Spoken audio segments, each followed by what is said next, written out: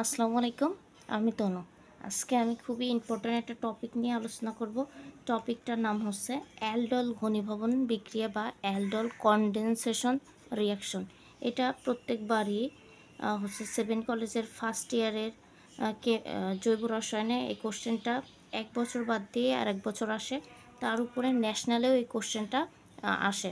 তাই আমি এই কোশ্চেনটা সমাধান করে দেওয়ার চেষ্টা করছি খুবই সহজ ভাষায়, যাতে আপনাদের বোধগম্য হয়, কোনো রকমের কষ্ট যাতে না হয়, এই জন্য ভিডিওটা বানালাম। আশা করি আপনারা সবাই আমার পাশে থাকবেন। এখন আসি সংজ্ঞাতে। ঠিক আছে, যাই সংজ্ঞা।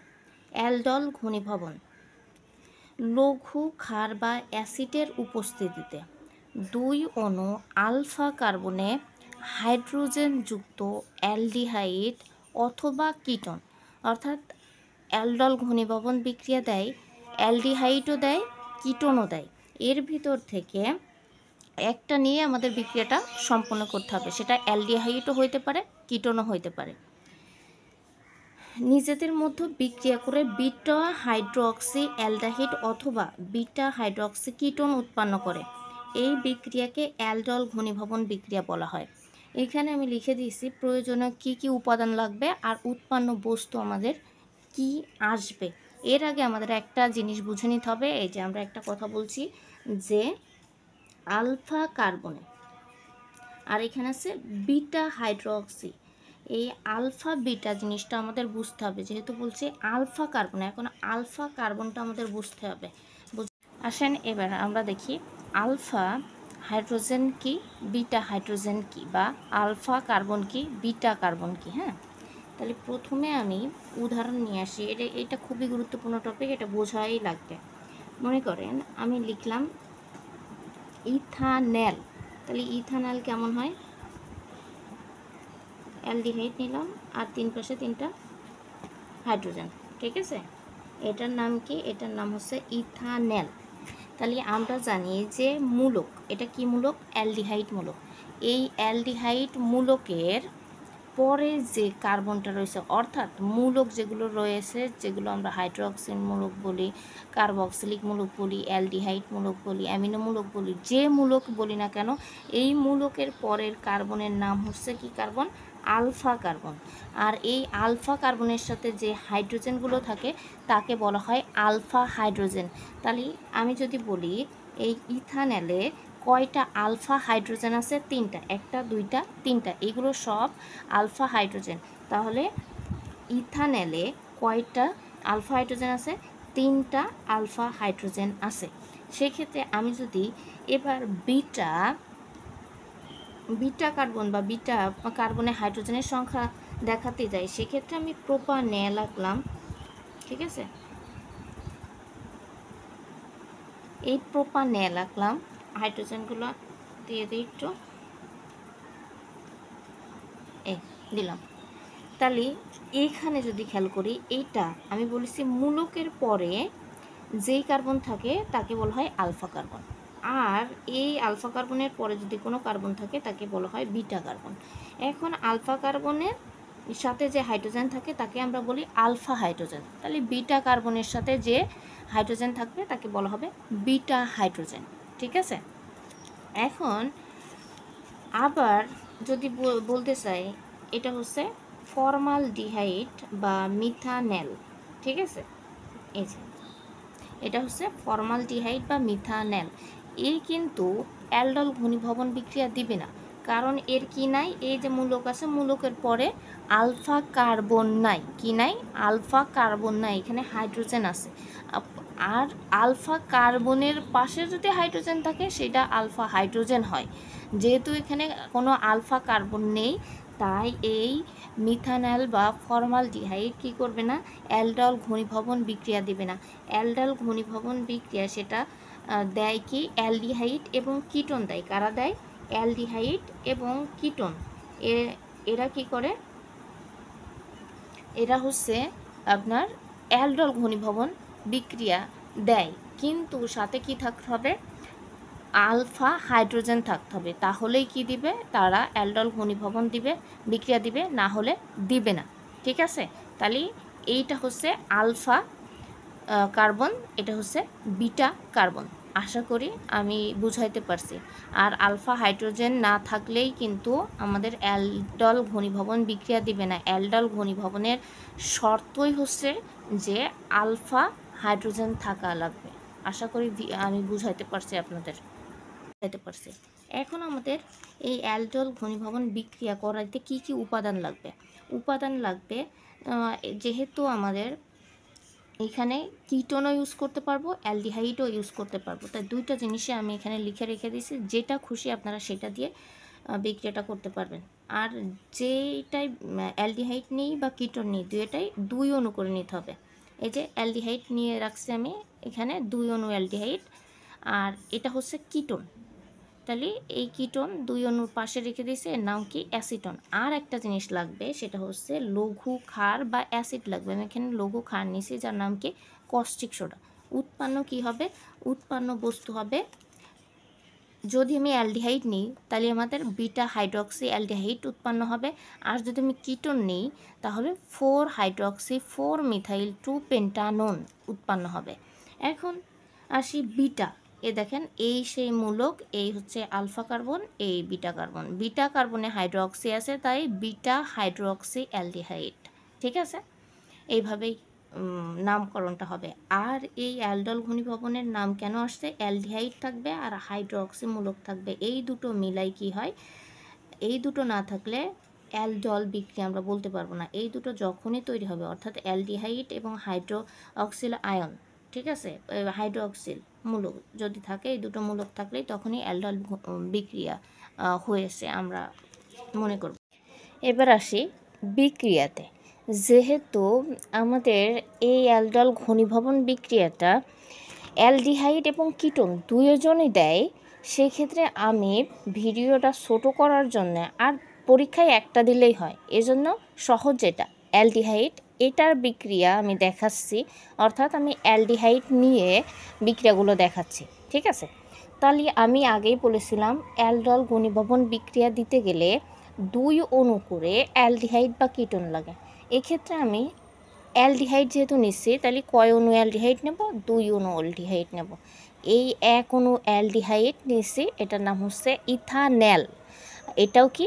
ইথানেল। তাহলে 2 অণু অ্যালডিহাইড নিলাম, এর সাথে বিক্রিয়া করছে কি? লঘু কস্টিক সোডা। লঘু কস্টিক সোডা বিক্রিয়া করে কি পাইছে? এটা পাইছে বিটা হাইড্রোক্সি অ্যালডিহাইড পাইছে, ঠিক আছে? তাহলে আমাদের এই 2 অণু অ্যালডিহাইড কস্টিক সোডার সাথে বিক্রিয়া করে বিটা হাইড্রোক্সি অ্যালডিহাইড পাওয়া যাবে। এটা গেল বিক্রিয়া। আর এই বিক্রিয়া কয় ধাপে সংগঠিত হয়? বিক্রিয়া 3 ধাপে সংগঠিত হয়। কিভাবে হয় এটা একটু দেখাই, চলেন। প্রথম ধাপে এই যে আমরা লঘু যে কস্টিক সোডাটা নিয়েছিলাম, এটা কী হবে? বিয়োজিত হবে। বিয়োজিত হয়ে কি উৎপন্ন করবে? সোডিয়াম আয়ন উৎপন্ন করবে এবং হাইড্রোক্সিল আয়ন উৎপন্ন করবে। এই হাইড্রোক্সিল আয়ন পরবর্তীতে কাজে লাগবে আবার। এখন দেখেন, যেহেতু আমরা 2টা ইথানেল ইউজ করেছি বা অ্যালডিহাইড ইউজ করছি, এই যে আমি যে এখানে যে ভাঙলাম লঘু লঘু কস্টিক সোডাটা, সেক্ষেত্রে আমি এখানে OH মূলক পাইছিলাম, সেটা এই লিখে নিয়েছি।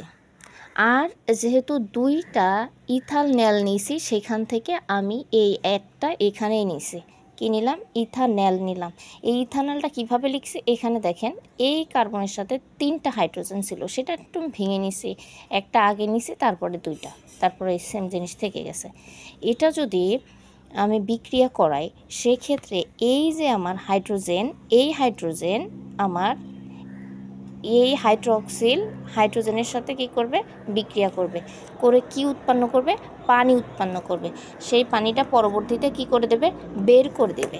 তাহলে কি করলো? এই হাইড্রোক্সিল আয়ন এই হাইড্রোজেনের সাথে বিক্রিয়া করলো, করে কি তৈরি করলো? পানি তৈরি করলো, ঠিক আছে? আর এইখানে কি তৈরি হলো? বাকি এইটুখানি থেকে গেল, এটার নাম কি? কার্বনায়ন থেকে গেল, ঠিক আছে? প্রথম ধাপ আশা করি বুঝছেন। এবার দ্বিতীয় ধাপ আসি। এখন আমরা পড়ে কয়টা নিছিলাম? দুইটা নিয়েছিলাম, দুইটার ভিতরে একটা কিন্তু আমরা ইউজ করে ফেলাইছি অ্যালডিহাইড, আর একটা কিন্তু ছিল, সেইটা আমরা এইখানে ইউজ করলাম। এটা আমি যে গাঠনিক সংকেত হিসাবে লিখছি, ঠিক আছে। এই একটা অ্যালডিহাইড বা ইথানল নিয়েছি। পরবর্তীতে কি করব, এই ইথানলটা আমরা যে কার্বন আয়নটা পাইলাম এইখানে, সেই কার্বন আয়ন এর সাথে কি করব, বিক্রিয়া করাবো। বিক্রিয়া করলে কি পাওয়া যাবে দেখেন তো, বিক্রিয়া করে পাওয়া যাবে হচ্ছে অ্যালডল আয়ন পাওয়া যাবে। এই অ্যালডল আয়নটা কিভাবে কাজ করবে, অ্যালডল আয়নটা কাজ করবে এখানে যে মাইনাস আয়নটা আছে, এ কি করবে, এইখানের যে কার্বন আছে না, এই কার্বনটারে আক্রমণ করবে, ঠিক আছে। কারণ কি, এইখানে আমাদের যে মূলকটা রয়েছে এখানে কার্বন আছে এবং অক্সিজেন আছে। এখন যদি আমি বলি সেক্ষেত্রে এই মূলকের ভিতর কার্বনের তড়িৎ ধনাত্মকতা বেশ, মানে ইলেকট্রন ঋণাত্মকতা কার বেশি, অক্সিজেনের বেশি আর কার্বনের কম। এই জন্য এখান থেকে একটা ইলেকট্রন কি কার কাছে যাবে, অক্সিজেনের কাছে চলে যাবে। তাহলে অক্সিজেন কি হলো, ডেল মাইনাস হলো, আর কি কার্বন হচ্ছে ডেল প্লাস। তাহলে এই মাইনাস কি এই প্লাসের সাথে যুক্ত হলো, ঠিক আছে। আর এখান থেকে যে এক জোড়া ইলেকট্রন আছে সেটা অক্সিজেনের মাথায় কিন্তু উঠে গেল, সেইটাই আমি এখানে লিখছি দেখেন। এইখান থেকে CH3, এই CH3, এই যে কার্বন, আমি এই কার্বন লিখছি, এর মাথায় হাইড্রোজেন দিছি। আর যেহেতু অক্সিজেন এখন একক বন্ধন হয়ে গেছে আর একটা মাথায় কিন্তু উঠে গেছে, অক্সিজেনে এমনিতেই দুই জোড়া মুক্ত জোড় ইলেকট্রন থাকে আর একটা কিন্তু এইচে চলে আসছে। তাহলে এই যে আমি অক্সিজেন লিখলাম আর ওই যে বন্ধনটা ভাঙলো সেই বন্ধন এই যে মাইনাস হিসাবে থেকে গেছে। আর পরবর্তীতে এই যে যেহেতু CH2 এবং এই যে মূলকটা এর সাথে যুক্ত হয়েছে, তাই পুরোপুরি এই লিখে দিছি। এটার নাম কি, এটার নাম হচ্ছে অ্যালডল আয়ন। তাহলে আমরা কি পাইলাম, অ্যালডল আয়ন পাইলাম দ্বিতীয় ধাপ থেকে। দ্বিতীয় ধাপে কি করছি, আমরা যে ইথানলটা বাকি ছিল সেটা নিয়েছি, কার সাথে বিক্রিয়া করছি, কার্বন আয়নের সাথে বিক্রিয়া করছি, কার্বন আয়নের সাথে বিক্রিয়া করে কি করছি, অ্যালডল আয়ন পাইছি। আশা করি এই জায়গাটা আপনারা বুঝতে পারছেন। এবার যাই তৃতীয় ধাপে, আমরা যে অ্যালডল আয়নটা পেলাম পুরাপুরি লিখে নিলাম। এখন আমাদের এখানে কি করতে হবে, আদ্র বিশ্লেষিত করতে হবে, অর্থাৎ পানির সাথে বিক্রিয়া করাইতে হবে। তাহলে এখন যদি আমি পানিটা ভেঙে নিই সেক্ষেত্রে কি হয়, হাইড্রোজেন আয়ন হয় এবং হাইড্রোক্সিল আয়ন হয়। এখন এই হাইড্রোক্সিল আয়ন এটা তো প্লাস, আর এইখানে দেখেন এই অক্সিজেন মাইনাস, এরা কি করবে, এই হাইড্রোজেন কি করবে, এই অক্সিজেনের কাছে চলে আসবে, ঠিক আছে। এসে কি তৈরি হয়ে গেল, হাইড্রোক্সিল মূলক কিন্তু এখানে হয়ে গেল, ঠিক আছে। তাহলে এই জিনিসগুলো আমি সব পুরোপুরি লিখলাম। মনে করেন এই CH3, এই CH3, এই কার্বন লিখছি। এখন যেহেতু এই হাইড্রোজেন চলে আসছে এই অক্সিজেনের কাছে, তাই হাইড্রোক্সিল হয়ে গেছে, ঠিক আছে। এই যে হাইড্রোক্সিল হয়ে গেল, এই হাইড্রোজেন নিচে দিছি। তারপরে কি এই CH2 আছে, এই সি, ওই দুই পাশে আমি দুটো হাইড্রোজেন দিছি, আর এই যে মূলকটা ছিল আমাদের অ্যালডিহাইড মূলকটা সেই লিখে দিছি। আর বাকি কি আছে, বাকি আছে OH মূলক। তাহলে এটা কি তৈরি হলো, লাস্ট মাস আমাদের তৈরি হলো, এটা হচ্ছে আলফা কার্বন, হ্যাঁ, এটা হচ্ছে বিটা কার্বন। তাহলে ওই যে বিটা কি উৎপন্ন হয়েছে, হাইড্রোক্সি অ্যালডিহাইড উৎপন্ন হয়েছে, কিন্তু বিটা হাইড্রোক্সি অ্যালডিহাইড উৎপন্ন হয়ে গেছে। আর আমাদের শর্ত ছিল কি, অ্যালডল হইতে গেলে দুইটা মূলক থাকা লাগবে, একটা হচ্ছে হাইড্রোক্সি মূলক আর একটা হচ্ছে অ্যালডিহাইড মূলক। দুইটা কিন্তু আমাদের উৎপন্ন হয়ে গেছে। তাহলে আশা করি এই যে দুইটা জিনিস উৎপন্ন হয়েছে মানে আমাদের অ্যালডল বিক্রিয়াটা বা অ্যালডল ঘনীভবন বিক্রিয়াটা হয়েছে। আশা করি আপনাদের ভিডিওটা আমি সহজভাবে বুঝাইতে পারছি। আর যদি বুঝতে একবার না পারেন তাহলে টেনে দেখবেন আর একটু। আর আমি ভবিষ্যতে ন্যাশনালের কেমিস্ট্রি ডিপার্টমেন্ট এবং 7 কলেজের কেমিস্ট্রি ডিপার্টমেন্ট নিয়ে কাজ করতে চাচ্ছি।